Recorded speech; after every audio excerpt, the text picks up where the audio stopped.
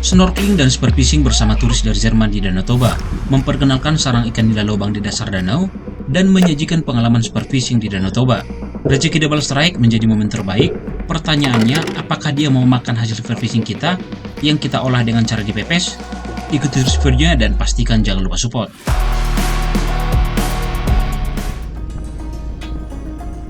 SD Terling, sekarang kita sedang menuju titik kumpul yang kita sepakati bersama bule itu. Saya ceritakan sedikit kenapa kita bisa bertemu dengan bule Jerman ini dan merencanakan trip ini. Jadi, 1 minggu yang lalu kita berkunjung ke rumah teman kita yang baru lahiran di daerah Lagu Boti. Teman kita ini teman nongkrong waktu dulu. Dia sudah sampai di titik lahiran sedangkan kita masih di dunia hayalan dan dunia VPN. Padahal umur sudah... Oke, maaf curhat sedikit, kita lanjut penjelasannya.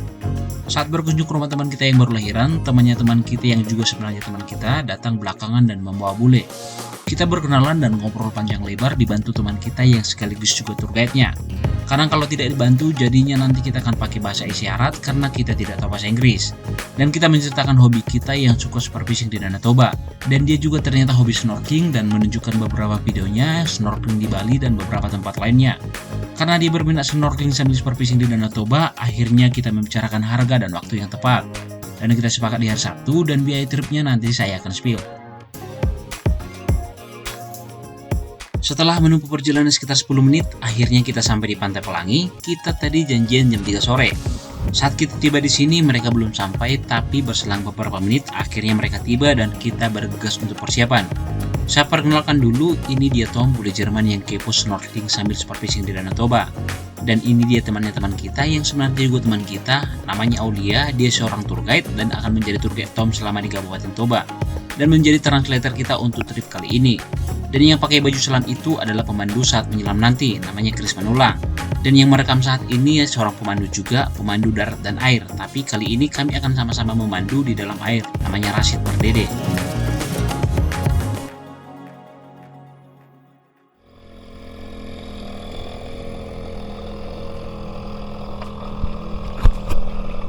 Hi Tom, where you go? We go spearfishing. Oh, Very excited. really? Setelah semuanya ready, kita langsung menuju lokasi untuk snorkeling. Jaraknya hanya beberapa meter dari bibir pantai.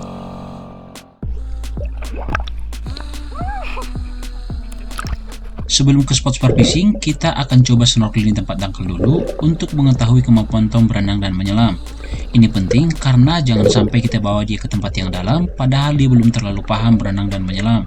Nanti bisa menjadi berita.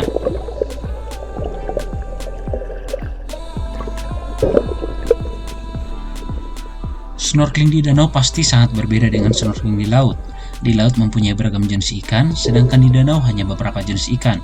Bahkan sekarang kita sangat sulit menemukan ikan selain ikan red devil. Kehadiran ikan red devil membuat ikan endemik, ikan konsumsi di Danau Toba berkurang secara drastis. Selain itu, jarak pandang di danau sangat terbatas. Berbeda kalau di laut mempunyai jarak pandang yang lumayan jauh.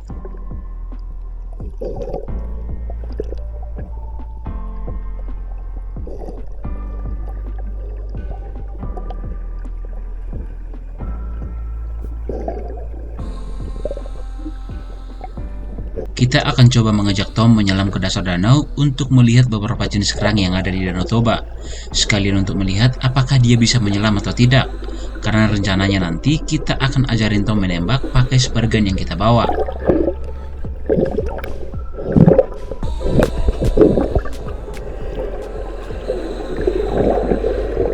Setelah diperhatikan, ternyata Tom sudah sangat paham berenang dan menyelam. Bahkan menggunakan alat bantu kaki katak atau fin dia sudah sangat lancar. Padahal dari pengakuan Tom, dia baru kali ini menggunakan kaki katak saat berenang. Kalau dulu saya butuh 1 minggu untuk mempelajari kaki katak ini. Di sini kita melihat ada sarang ikan nila lubang dengan diameter yang sangat luar biasa. Kalau melihat dari lubang sarang ikan sebesar ini, prediksi saya pasti yang punya sarang sudah di atas 3 kiloan. Di sini kita mengajak Tom untuk melihat sarang ikan nila ini dan sekaligus untuk mengambil beberapa foto sebagai bukti dan kenang-kenangan di masa mendatang. Karena tidak semua orang bisa merasakan momen seperti ini.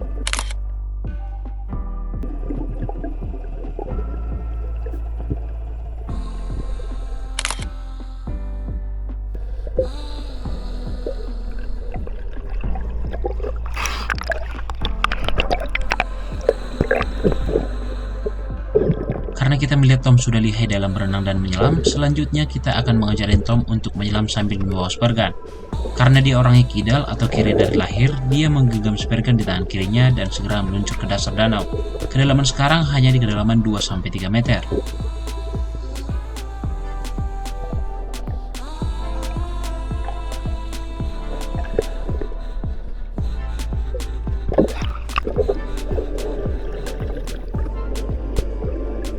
Di sini Tom coba bidik satu target yang dilihat dari kejauhan. Setelah Tom melepaskan tembakan, tidak ada tanda-tanda bidikan tadi mengenai target.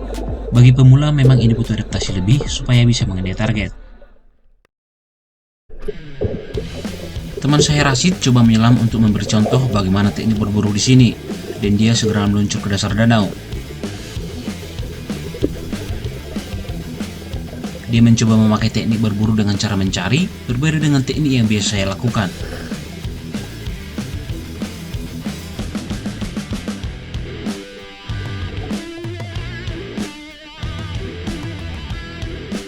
Setelah mencari beberapa saat, dia belum menemukan target yang dia cari, dan dia segera naik ke permukaan untuk mengambil napas. Setelah mengisi ulang tabung oksigennya, dia kembali meluncur ke dasar danau untuk mencari target yang kita cari.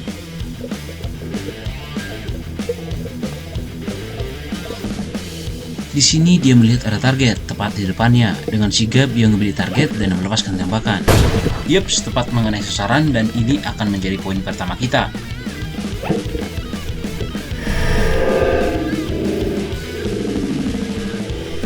Sepertinya rezeki masih berpihak sama kita, karena saya lihat tadi tembakan teman kita ini hampir tidak mengenai target.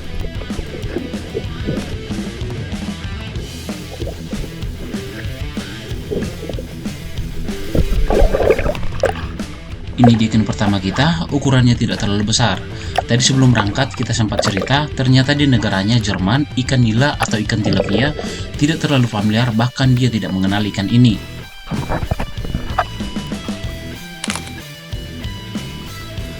Sebelum ikannya kita lepaskan ke perahu, saya mengajak dia berfoto dengan hasil yang kita dapat.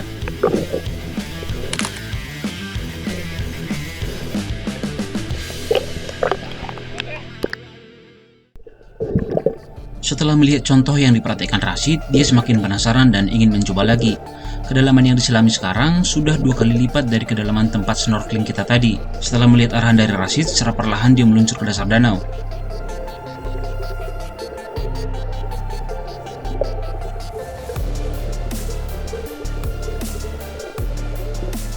Dia mencoba menyelam di tempat yang ada rumputnya, karena biasanya ikan bermain di tempat yang ada rumput sambil mencari makanan.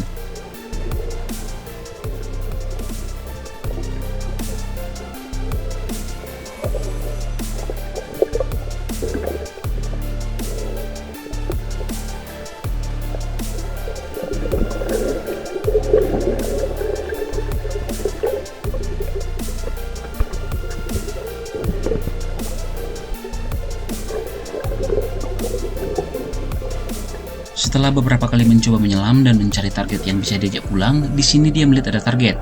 Dia berusaha ngebidik, tapi saat melepaskan tembakan, bidikan yang tadi tidak mengenai target. Setelah kurang lebih 1 jam snorkeling sambil spar fishing, mereka memanggil kami untuk mendekat. Pertanda mereka sudah lelah dan ingin istirahat. Akhirnya kita mendekat dan membiarkan mereka istirahat di kapal. Sekarang giliran saya untuk spar fishing untuk menambah ikan yang mereka dapat tadi.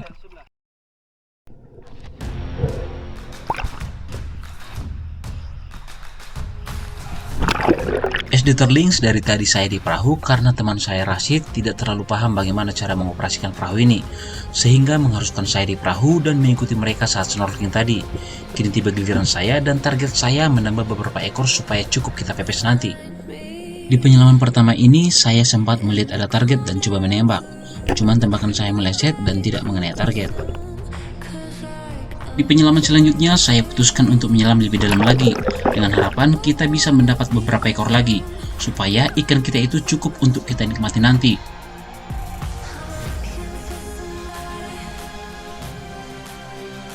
Setelah sampai di dasar, ternyata di sini airnya lumayan keruh, berbeda dengan di tempat snorkeling kita tadi.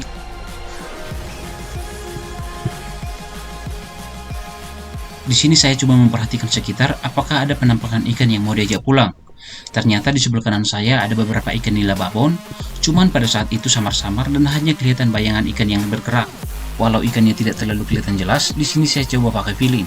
Saya ngebidik bayangan hitam itu dan langsung menembak. Setelah menembak, saya tarik talinya, ternyata tembakan saya tidak mengenai target. Setelah tadi gagal mengenai target, sekarang saya kembali persiapan untuk kembali ke dasar. Sebenarnya sudah malas menyelam lagi, karena melihat kondisi air yang sangat keruh, tapi karena poin kita tadi cuma satu dan itu pun kecil, kita harus mencari beberapa ekor lagi, karena nggak mungkin yang satu ekor itu kita bagi 4.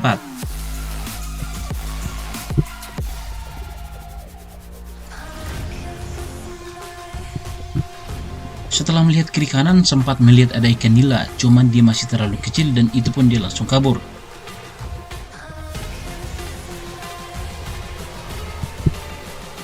Setelah menunggu lama, di depan saya ada ikan nila kurus dengan ukuran yang lumayan.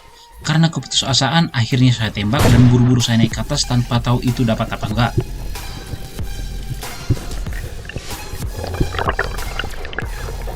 Sampai di permukaan, saya mencoba menarik talinya dan itu lumayan berat. Setelah ikannya semakin dekat, ternyata tembakan saya tadi bukan cuma kena, melainkan mendapat bonus, nembak 1 bonus 1. Ini mungkin diskon dari Danau Toba saat bulan Ramadan. Cuman saya harus perlahan menarik talinya supaya ikan keduanya tidak lepas, seperti pengalaman gurame beberapa bulan lalu. Di sini saya memastikan bonusnya selamat dulu, setelah pasti terselamatkan baru saya bisa selebrasi.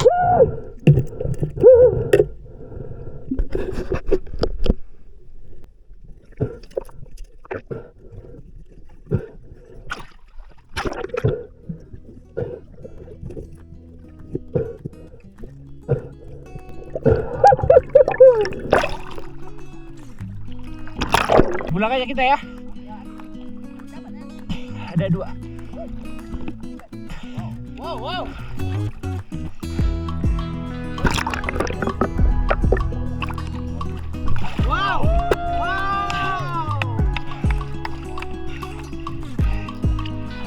One shoot double kill. Yuk. Yeah. Double kill.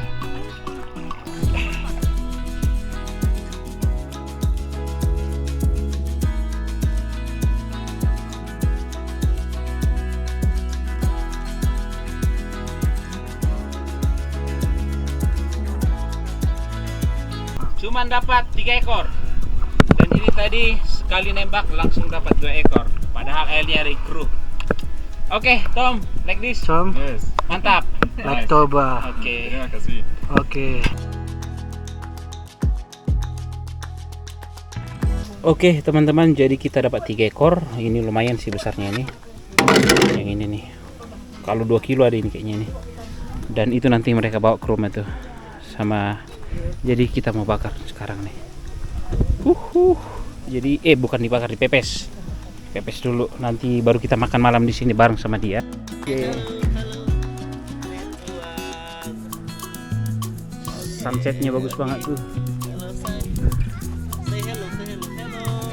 Halo. Oke, jadi kita sudah pepes, bungkus dan tinggal dibakar. Jadi tidak usah khawatir untuk gosong karena dia dilapis banyak daun tadi. Dan sunsetnya Danau Toba. Jadi berkunjung ke Pantai Pelang ya. Walaupun teman-teman cuma berkunjung, tanya aja langsung ke yang nanti yang jaga warung. Pung, kami mau yang dipepes, pasti disediakan karena mereka punya stok ikan. Atau enggak, komunikasikan dulu sama yang punya warung. Nanti akan disediakan itu pepes. Tapi yang paling enak di sini sambalnya. Sambalnya itu paling enak. Oke, nanti kita nikmati bentar lagi kalau udah matang. A few moments later. Oke. Pakai satu sol deh. Sa lebih terang.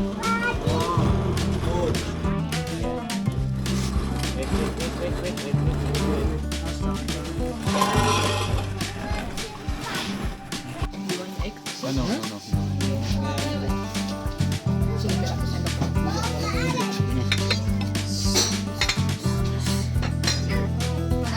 Oke, karena berhubung teman kita ini nggak makan telur, nggak makan ikan, jadi pesan telur.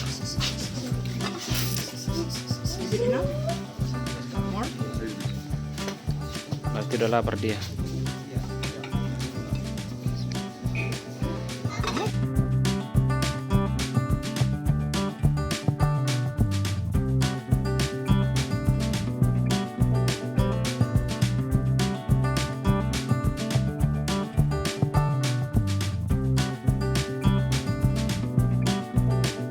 Dia effort banget loh untuk berbaur dengan kita. Jadi dia makan pakai tangan kiri. Tangan kiri? Iya, karena kita semua tangan kanan. Iya, mati pak kena. Mati pak nona gimana? Iya. Thank you. Jadi teman-teman, salah satu kelebihan dari tamu kita sekarang, dia termasuk turis yang sopan katanya, tour guide-nya. Ya. Yang lain sopan, cuman dia termasuk yang lebih, yang pernah dijumpai dia. Contohnya, effortnya dia untuk berbaur sama kita. Biasanya dia menggunakan tangan kidal, sekarang dia menggunakan tangan kanan. Gitu loh. Dan makan pakai tangan, biasanya pakai sendok. Iya, makannya pakai sendok biasanya, tapi sekarang pakai tangan. Tapi saya berharap sih dia suka apa yang kita masak sekarang. Iya, dia.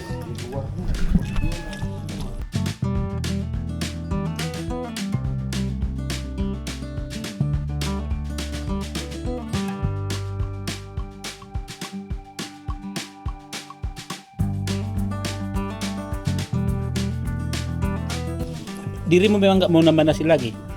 Aku enggak. Pung, tak tolong orang pindah sini. Ada om. Oke, coba aja. Dia. Aku siap di lapangan. Apa yang telah kami?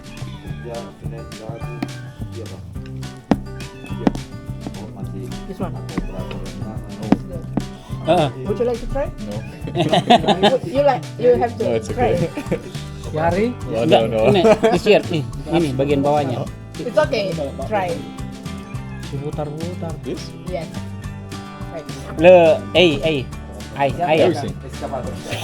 No. Lenis. Kan Pak It's udah good. diperbaiki yang Oh, cuil. mati di Iya. gudang. It's Kan okay, balik just like- lagi. Ya. Jadi siari eskapator. Siara. Simar.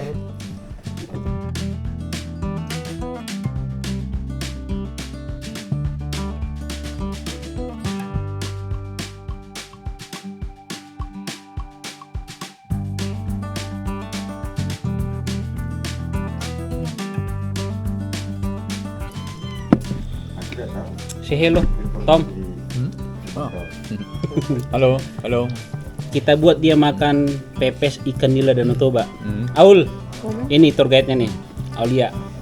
Enak. Enak. Enak. Jadi tadi saya agak ragu dia suka apa enggak. Cuman katanya dia enak. Udah habis bilang.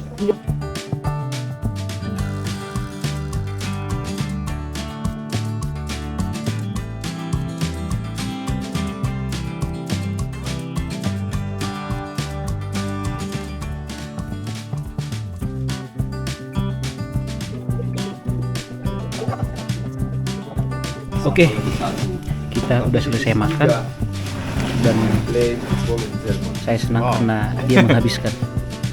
Karena dia habiskan. Lawan. Play volunteer.